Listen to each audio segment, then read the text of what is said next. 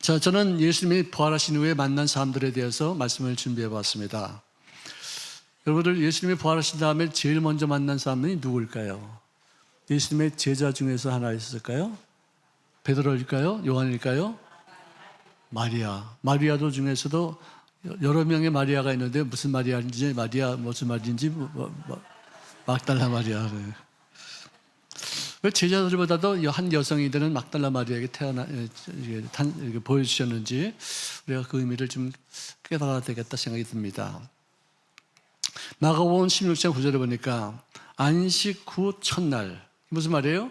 주일날 아침이죠. 새벽에 이른 아침에 예수님께서 살아나신 후에 전에 7 귀신을 쫓아내어주던 막달라 마리아에게 먼저 보이셨다고 기록합니다. 7가지 귀신이 들었으면 7가지 귀신이 이렇게 있는 것이 아니라 이건 상징적인 것이에요. 미움에 눌려 있거나 반항심에 잡혀서 항상 비판하고 잘못된 거 있으면 지적하고 남의 잘못된 것을 그냥 정죄하는 어떤 그런 영에 잡히는 사람이 있습니다. 항상 그러니까 죄책감이 있죠. 정죄의식이 있죠. 정죄의식을 남에게만 하는 것이 아니라 나도 어떤 착한 일만 해도 나는 죄 때문에 벌받는다. 죄 때문에 벌받는다. 정죄하고 있어요. 우울증에 빠져 있습니다. 여러분, 우울증 얼마나 무서운지 아십니까? 남들은 살려고 몸부림치는데 이 사람은 죽으려고 몸부림쳐요. 살려고 어떻게든 살려고 하는데 이 사람은 어떻게든 죽으려고 하다가 결국은 자살하는 사람들이 참 많이 있어요. 끔찍해져.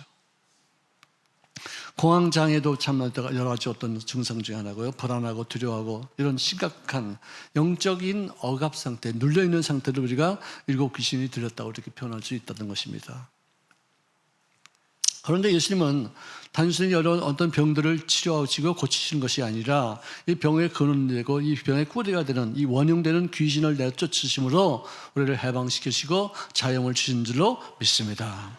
그런데 밤낮 이렇게 옥눌리고 있던 사람이 자유롭고 마음에 해방감이 생기고 기쁨이 넘치고 항상 긍정적인 생각이 나도 모르는 사이에 막 생기게 되어지고 이런 일들을 통해서 얼마나 큰 기쁨이 있었겠어요.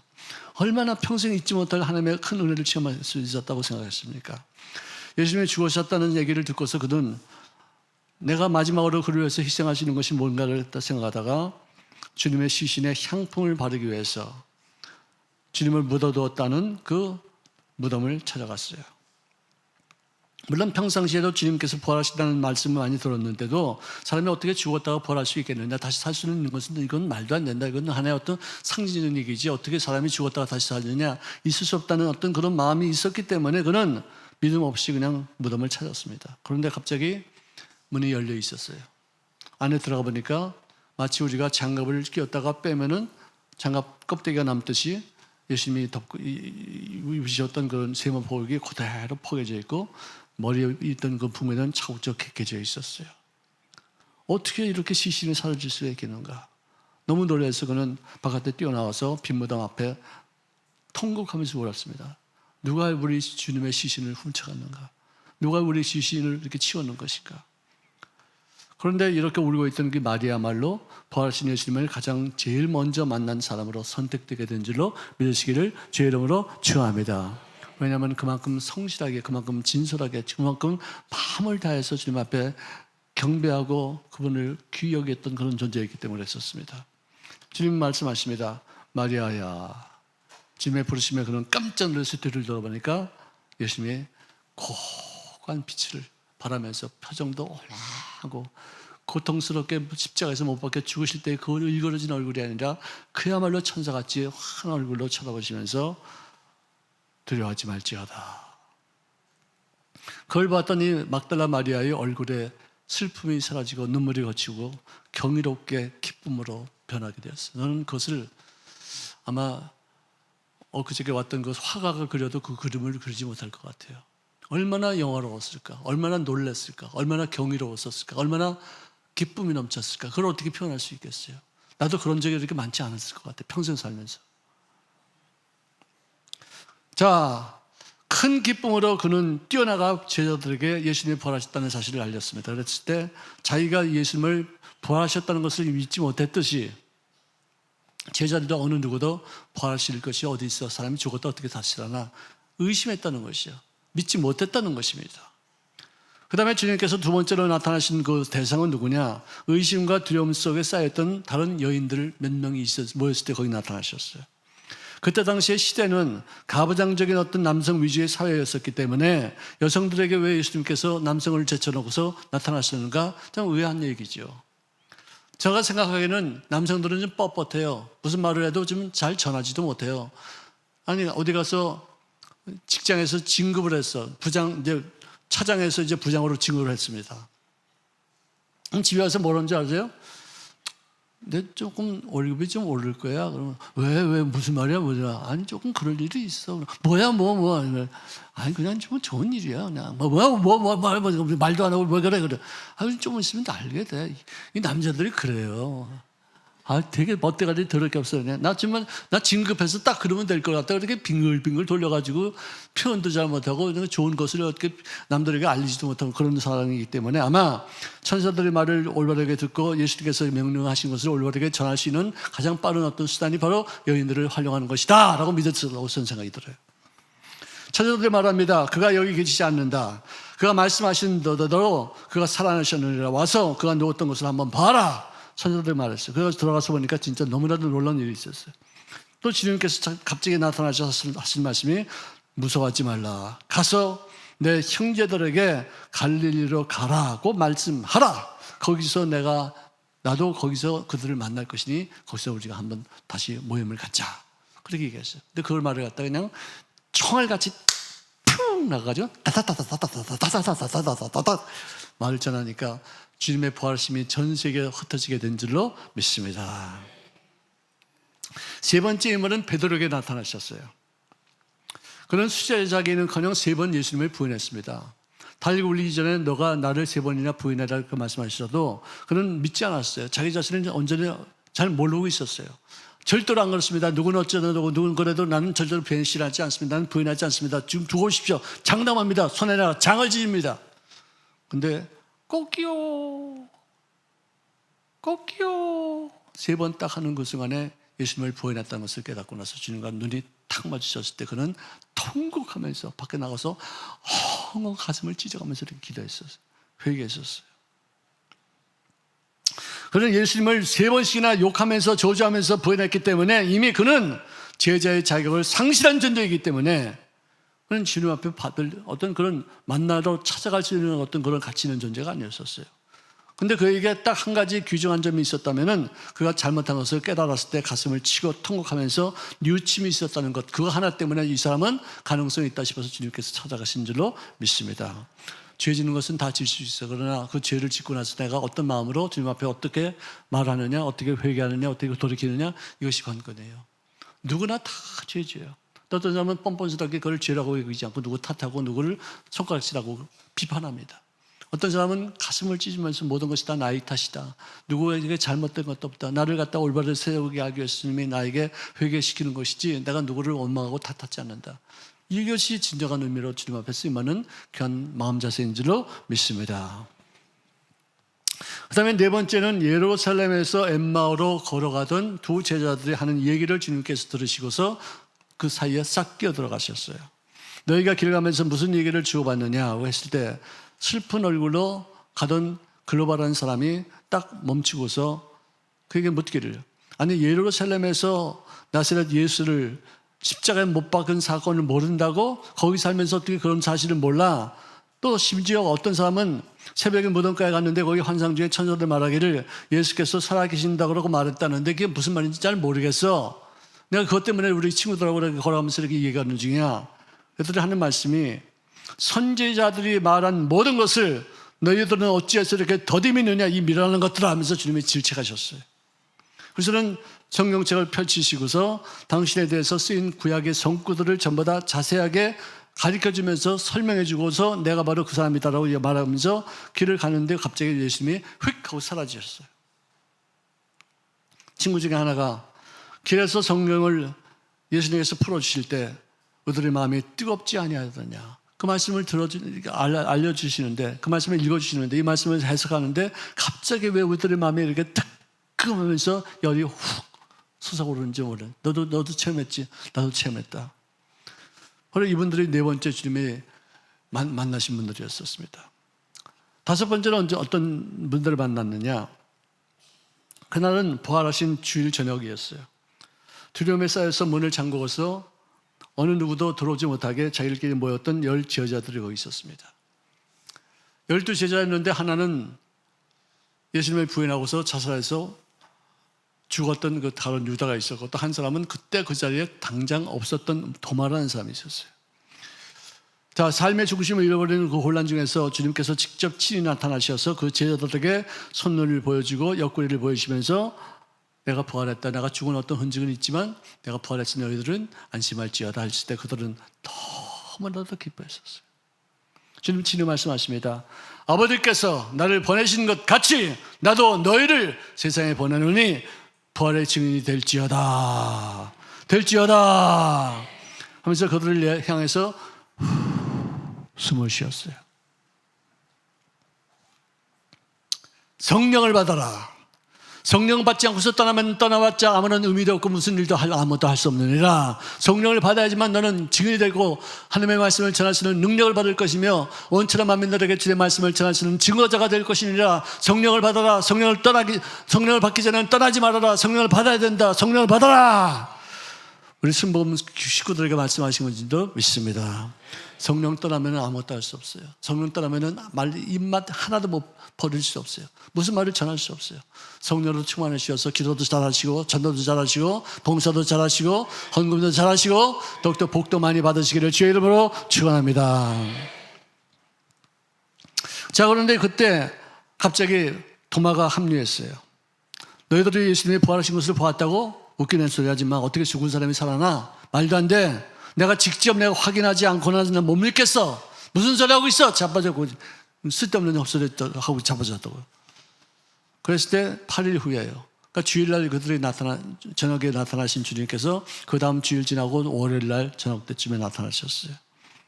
도마가 제자들과 더불어 함께 있을 때였습니다. 그때 갑자기 훅 하고서는 문이 다 잠겨있는 그 사이에 또 나타나셨어요. 도마야, 내 손가락을 나의 손과 내 옆구리에 넣어보라. 믿음이 없는 자가 되지 말고 이거 보고서라도 만지고서라도 꼭 믿는 자가 될지어다. 그랬을 때 그가 그걸 보고서는 너무 기겁을 한 거예요. 너무 놀란 거예요. 제자들의 말이 맞았구나. 내가 눈으로 직접 내가 확인하고 보니까 정말 주님은 돌아가신 분이 아니라 이제는 살아계신 분이시구나 하면서 그가 무릎을 꿇고서 나의 주님 되시는 우리 예수님이시여 나의 하나님이 되실 줄로 믿습니다. 그래서 고백을 했어요. 그랬을 때 주님이 하신 말씀이 보지 않고도 믿는 사람은 복되도다. 보지 않고 믿는 사람은 복되도다. 할렐루야. 왜 그런 말씀하셨을까요?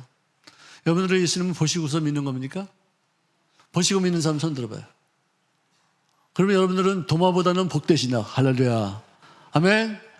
여러분들 도마는 눈으로 직접 보고서야지만 믿었지만 우리는 말씀을 들으면서 환상을 통해서 꿈을 통해서 말씀을 읽으면서 내가 눈으로 본 적이 없는데도 믿어지는 것은 하나님이 나에게 믿음의 은사를 주시는 성령의 충만함을 허락하신 결과인 줄로 믿습니다. 그러므로 성령님의 그만큼 감화력을 받았다는 것을 말해주고 있어요. 그래서 복된 것이에요. 옆에 분들의 인사합시다. 당신이 옆에 계시니 복덩이를 보는 것 같습니다. 할렐루야.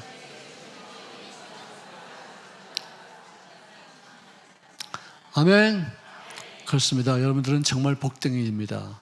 복덩이입니다. 형통하시기 바랍니다. 하늘마다 하나님이 함께 하시사 부활의 생명의 능력이 나와 더불어 동행하고 있음의 귀한 표적이 되시기를 주의 이름으로 축원합니다. 7번째는 배신했다가 그 배신했다는 것에 대한 죄책감 때문에 나는 사도가 될 수 없어. 나는 복음 증거자가 아니야. 나는 어부야. 나는 잘못된 존재야. 나 같은 사람이 어떻게 예수님을 증거하시는 어떤 그런 일들을 감당할 수 있어. 난 안 돼. 하면서 그는 죄를 데리고서 디베랴 바닷가에서 어부로서 인생을 살았어요. 얼마나 죄책감이 심했겠어요. 얼마나 공허했겠어요. 밤종일 그물을 쳤는데 한 마리도 잡지 못했을 때 저 바닷가에서 누군가가 얘들아 고기 좀 잡았느냐? 한 마리도 못 잡았습니다. 배 오른편에다 그물을 쳐라. 그래서 얼떨결에 그 말씀이 들리는 대로 배 그물에다 오른쪽에다 쳤더니 갑자기 그냥 온 그물 사이에 그냥 그 고기가 얼마나 날뛰고 얼마나 가득 채웠는지 막 터질 정도가 됐어요. 그래서 그것을 끌고서 배를 이제 바닷가에 이제 댔는데 그 사이에 요한이 주님이시다, 예수님이시다 그 말을 들었어요. 그는 마음속에 너무 충격을 받았어요. 내가 배신하고 여기까지 도망갔는데 주님이 왜 나를 찾아오셨지? 난 그분을 볼 만한 면목이 없어. 나는 낯이 없어.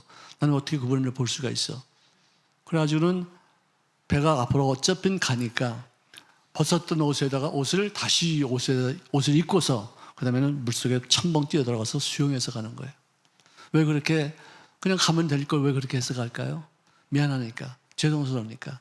그냥 쫄딱 그냥 물에 빠진 생쥐같이 그냥 꼴머리 한 처참하게 이렇게 돼가지고 이렇게 가면은 주님이 좀 더 불쌍히 여겨주실 것 같아서 뻔뻔스럽게 배 타고 뻔뻔스럽게 그냥 겉옷을 벗고서 그렇게 가지 않았던 그런 어떤 순수한 사람이었어요.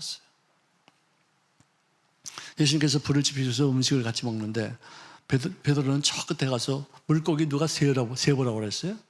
한 마리, 두 마리, 153마리를 같이 있는 거예요. 세일 동안 주님은 기다리셨어요. 왜? 치료가 필요하니까. 얼마나 미안하면 저지도 할까. 딴청을 하는 것 같지만 그 마음속에 얼마나 큰 고통이 있을까 싶어서 끝까지 기다리셨어요. 다 세고 나서 음식을 먹으시면서 요한의 아들 시몬아 묻습니다. 내가 이 사람들보다도 나를 더 사랑하느냐? 주님, 그러나이다. 내가 주님을 사랑하는 줄을 주께서 아시나이다. 내 어린 양을 먹이라. 또 다시 묻습니다. 시몬아, 내가 이 사람들보다도 나를 더 사랑하느냐? 네, 주님께서 내가 주님을 사랑하는 줄 아시나이다. 내 양을 치를지어다. 세 번째 또 같은 질문을 합니다. 왜 하나님이시여? 왜 주님, 왜 한 번 물었으면 되는데 두 번까지는 견디겠지만 세 번째 무슨 이유로 이렇게 묻습니까? 라고 따지실 수 있어요. 참 두려웠어요.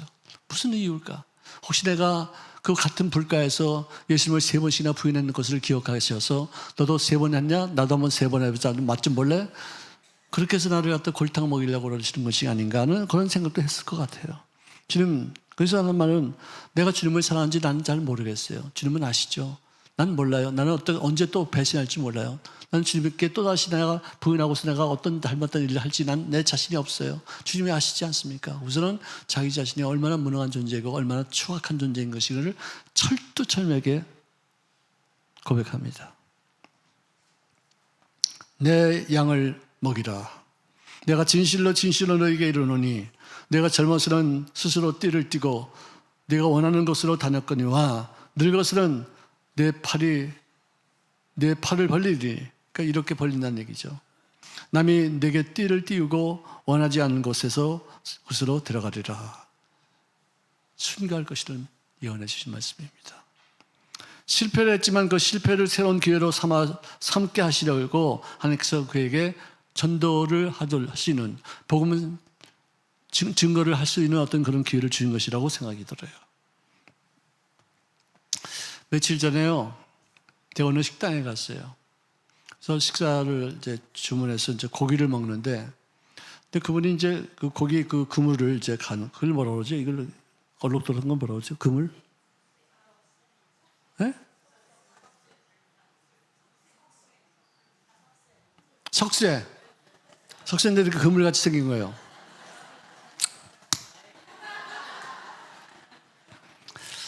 그래서 거기다 고기를 넣고서 이제 그물을 이제 가는 거예요. 이렇게 밑에다 집어넣고 위에 것을 이렇게 하려고 그러는데 이렇게 하고서는 이렇게 팅팅이었어요, 이게 그냥.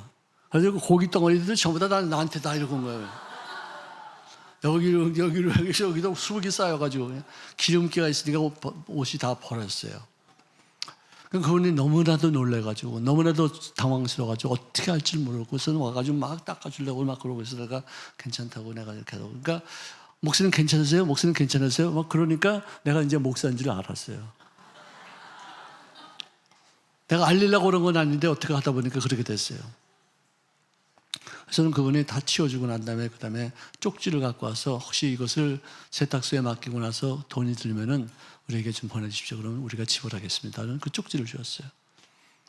그래서 내가 그분한테 필요 없다고 내가 뭐 큰 돈도 아닌데 내가 어차피 내가 드라이 할 때가 됐는데 들어가면 된다고 그렇게 했더니 그분 우리 나하고 같이 식사하다 보니 목사님 실수를 했으면 혼난 적이 있어야지만 또 고치는 거니까 그렇게 너무 좀 많이 봐주지 마시라고 또 그래요. 그래서 그런가 보다 하고 근데 지금 마음은 좀 편하지 않았는데 어쨌든 그 일을 내가 생각하면서 딱 떠오르는 것이 하나가 있었어요. 제가 시카고에 있을 때 어떤 미국 목사님한테 들은 얘기예요. 자기가 식당에 갔는데 미국에서는 식사를 하면은 만약에 한 50%치 먹으면은 거기에 10% 20% 이상을 팁을 줘야 돼요. 종원들은 그 팁을 먹고 사는데 식사를 하면서 음식을 주문하고 식사를 하는데 서빙하는 그 모습이 너무 불쾌하더래요. 너무 대충 하는 것 같더래요. 얼굴이 일그러져 있고 미소도 안 띄우고 친절하지도 않고 툭툭 이렇게 하는 식으로 이렇게 서빙이 형편없더래요. 왜 그런가? 왜 저 사람 저런가? 근데 미국에서 이렇게 내가 서빙을 내가 제대로 안 받으면 거기다 1불짜리 동전 하나 갖다 놓든지 한 뭐 10센트짜리 이렇게 동전을 놓고서 자기 의사를 표현하는 거예요. 너는 나한테 정말 사람 취급도 안 하고 그런 식으로 했기 때문에 내가 여기다 1불짜리 동전을 놓고 간다. 어떤 그런 표현을 하기 위해서 그렇게 해서 교육을 시키는데 이분이 식사를 다 마치고 나서 여기다 100불짜리 지폐를 딱 놓고 가더래요. 저번에 와서 보니까 내가 그렇게 엉망으로 대접하고 서비스도 정말 형편없었는데 이 사람이 오히려 이게 100불짜리 여기다 동원을 쓰는 것은 분명히 나에게 어떤 팁을 주러 간 것이 아니라 잘못 놓고 갔겠다 싶어서 이걸 탁 짚고서 막 앞으로 뛰어나가서 문 앞에서 딱 만났어요. 손님, 이거 잘못 두고 가신 것 같은데요. 이거 가시고 가십시오 했더니 아니라고. 당신 가지시라고. 내가 이렇게 서비스도 잘 못하고 이렇게 서빙도 참 제대로 하지 못했는데 왜 저에게 이런 걸 주십니까? 내가 보니까 당신에게는 뭔 슬픔이 있어. 무슨 외로움이 있는지 모르겠어. 인상이 너무나도 어두웠어. 걱정, 근심이 있기 때문에 이렇겠지. 이 사람 본심은 그렇지 않을 텐데 어떻게 이렇게까지 하는 이유가 있을 거니까 내가 조금이라도 위로가 되겠다는 차원에서 내가 좀 두고 가는 거니까 그것 때문에 신경 쓰지 말고 그거 갖고서 위로 좀 받으라고. 그러니까 막 펑펑 부는 거예요. 누구신지 제가 어떻게 신사가 볼 길이 있습니까? 그러니까 난 알 거 없다고. 근데 누가 옆에서 어느 교회 목사님이시오? 그러시군요. 이제부터는 그럼 이제 목사님 교회를 내가 다니겠습니다. 그래서 그 교회를 다니면서 정말로 충성스럽게 일하고 봉사하고 정말 훌륭한 신앙이 돼서 많은 사람들에게 좋은 영향력을 미칠 수 있는 그런 훌륭한 신자로 이렇게 성장했다는 얘기를 들어봤어요. 저도 이분이 얼마나 당황했겠어요. 얼마나 놀랐겠어요. 얼마나 정말 당혹스러웠겠어요. 그래서 내가 또 지나가길래 팁을 딱 줬어요. 그러니까 목사님 그거 제가 받을 게 아닌데요. 이럴 때 이제 받아야 된다고. 얼마나 놀랐겠냐고. 너무나도 힘들었겠지. 이거 받으라고. 그러니까 겨우 그냥 억지로 해서 이렇게 받더라고요. 너무 걱정하지 말라고. 그 놀란 것만 하더라도 얼마나 큰 정말 고통이었냐고. 이제 괜찮다고. 그러고 나서 내가 밥 다 먹고서 나오는데 기분이 어떻게 해요? 기분이 좋았어요. 내 마음속에서는 그런 생각이 안 떠오르는데 옛날에 시카고에 있을 때 어떤 목사님이 하신 말씀이 기억이 나서 나도 그렇게 좀 해보자 해서 했는데 끝내주는 거예요. 오늘 우리가 예수를 믿을 때는 예수 믿는 사람답게 사시기를 바랍니다. 아멘. 우리가 예수 믿는 사람들이 교회를 다니면서도 사람들에게 칭송받지 못하고 사람들에게 업수예금 받는 이유가 뭐냐? 너희들을 보니까 우리가 배울 게 없어. 어떻게 교회를 다니는 사람들이 우리하고 똑같으면 어떻게 돼? 밤낮 물고 찢고 싸우고 용서치 못하고 서로 이간질하고 서로 욕하고 서로 비난하고 그 꼴을 보니까 우리가 교회 다닐 맛이 안 나. 우리는 우리보다 좀 나아야 될 거 아니야? 좀 달라야 될 거 아니야? 우리가 정말로 참 그리스도인의 모습을 갖출 수 있기를 주의 이름으로 축원합니다. 아멘. 안디옥 교인들에게 사람들이 칭송했어요. 그들이 참 그리스도인이다. They are a Christians. 네? 우리들로 사람들에게 예수 믿는 사람은 역시 다르구나. 세상의 빛과 소금의 직분을 감당하는 사람들이구나.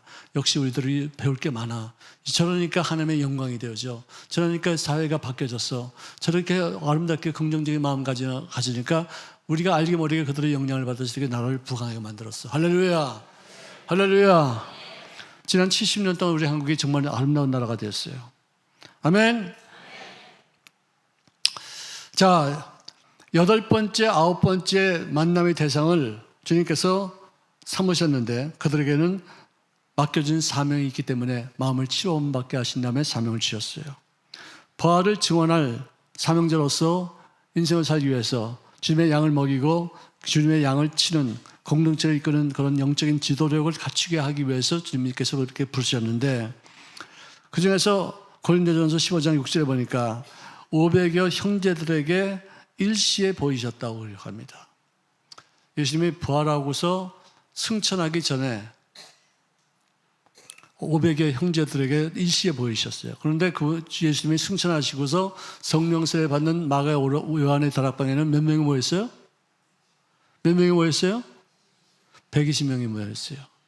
500명 중에서 380명은 어디로 갔고 120명이 모여서 기도에 전념하고 기도를 위해서 성령 충만을 받기 위해서 무조건 온 힘을 다해서 기도한 그 결과 바로 이 사람들 때문에 기독교가 전 세계에 각광받는 종교가 된 줄로 믿습니다. 누가 어떻다 저떻다 말하고 하지 마세요. 왜 이 사람은 왜 떠났느냐, 이 사람은 왜 기도를 안 하느냐, 이 사람은 왜 밤낮 부정적이다, 그 얘기하지 말고 내가 하나님 앞에 나는 어떤 모습인가를 기억해서 내가 120명에 속해 있느냐 안 하느냐, 이것이 중요한 것이지 남들이 어떻게 미리 갔다, 남들이 포기했다, 이게 중요한 것이 아니에요. 부활의 능력을 체험하기 위해서는 우리가 주님과 더불어 함께 부활의 생명 능력이 되는 성령님을 받으시기를 주의 이름으로 축원합니다. 축원합니다. 자, 500의 형제들에게 일시에 보이셨는데 그 중에서 120명은 남고 기도하여 전념하여서 그들의 성령을 충만을 받음으로 방언을 말하게 되어지고 수많은 사람들에게 하나님의 말씀을 전하시는 기회를 얻게 되었습니다. 그 후에 야고보에게 보이셨다는 것이죠. 그 다음에 예수님이 승천하시고 나서 다메섹 도상에 예수 믿는 사람들을 잡으러 가던 사울이 부활하신 주님을 만나는 장면이 나오는 거예요. 정부에게 허가증을 받아서 예수 믿는 사람들을 체포하고 그들을 때리고 그들을 감옥에 집어넣고 죽이는 것까지도 허락받아가지고 예수 교를 핍박하고 박해하고 진멸하기까지 그런 어떤 소유를 받은 그런 사람이 있었어요. 근데 다메섹 도상으로 가다가 갑자기 하늘에서 큰 빛이 나타나서 눈이 어두워져서 말에서 떨어졌어요. 너무 충격이었죠. 근데 빛이 확 빛나는 거예요. 누구시오니까 했을 때 주님 하신 말씀이 나는 내가 박해하는 예수님이라. 제가 주님을 박해한 적이 없는데요, 내 형제 중에 하나를 박해하는 것이 바로 나를 박해하는 것이고 내 교회 하나를 폐쇄하는 것이 바로 나를 박해하는 것이다. 나와 그들은 한 몸이야, 하나야. 나에게 잘하면은 그들에게도 잘하는 것이고 그들에게도 잘하면 나에게도 잘하는 것이야. 굉장히 유명한 것이에요. 여러분들은 항상 버림받지 않게 될 줄로 믿습니다. 정말로 하나님의 세상 끝날까지도 함께 할 것이며 주님께서 당신의 계획이 나의 생애를 통해서 이루어지기까지는 나를 떠나지 않게 될 줄로 믿습니다. 결단코 우리는 버림받지 않게 될 줄로 믿습니다. 난 버림받아도 나는 부족해서 하나님 앞에 따돌림 당한다 하는 느낌이 있을지 몰라도 그런 적이 없어요. 여러분들 기도하면은 가장 큰 기적이 뭔지 아세요? 제가 요즘 와서 뭐 다 느끼는 건데 요즘 와서 계속 느끼는 것이 그거예요. 기도에서 가장 큰 기적은 뭔지 아세요? 홍해가 갈라지는 것도 기적이에요. 말의 물이 쓴 물이 단물로 바뀌는 것도 기적이에요. 여러 것이 무너지는 것도 기적이에요. 다 기적인데 가장 큰 기적. 그 일을 이루기 위해서 지금도 그 기도가 응답되지 않고 지금도 그 기도가 지금 아직도 많이 있어요.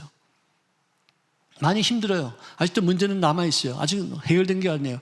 고통스러워요. 괴로워요. 근데도 우리가 기도를 쉬지 않는 것은 이유가 뭐냐? 가장 큰 변화와 가장 큰 기적은 뭐냐? 내가 바뀌어지는 것. 아멘. 기도를 통해서 문제는 그대로 있지만 내가 바뀌어지기 시작해요. 내가 내 중심이 되지 않고 주님 중심으로 되어지고 내 자신만 중히 여기서 자기 주장만 하는 것이 아니라 남들의 얘기를 듣게 되어지고 그 사람들의 입장을 생각하게 되어지고 그 사람을 배려하고 그 사람의 아픔을 공감할 수 있는 어떤 마음 자세를 가꾸는 것. 이게 큰 변화예요. 이게 가장 큰 기적인 줄로 믿습니다. 문제가 변화되는 것이 기적이 아니에요. 문제 때문에 내가 주님 앞에 가까이 나가는 것이 기적이고 문제 때문에 그것을 내가 인간의 힘으로 도저히 해결하지 못하기 때문에 전능하신 하나님 앞에 맡기면서 기도하고 주님과 깊은 영적인 교제를 이루는 이것이 가장 큰 기적이요, 이것을 통해서 나타나는 나의 큰 변화가 제일 큰 기적인 줄로 믿습니다. 아멘. 그래서 사도 바울은 나중에 고백하기를 맨 마지막에는 만삭되지 못하여 난 자 같은 나에게도 주님이 부활하신 모습으로 보이셨도다 기록합니다. 바울은 원래 사울이었는데 이 주님을 여기서 만나고서 변화가 됐어요. 변화가 됐습니다. 이방인들의 사도로서 역할을 감당하는 훌륭한 일꾼으로서 바뀌어진 줄로 믿습니다. 자, 그러므로 오순절이 지나서 성령 충만을 체험한 제자들이 밖에 나가서 하나님의 말씀을 전한 그 사건 이후에 예수님을 처음 만난 바울은 그에게 있는 그런 지식을 활용해서 신학적인 견해를 표출하는데요.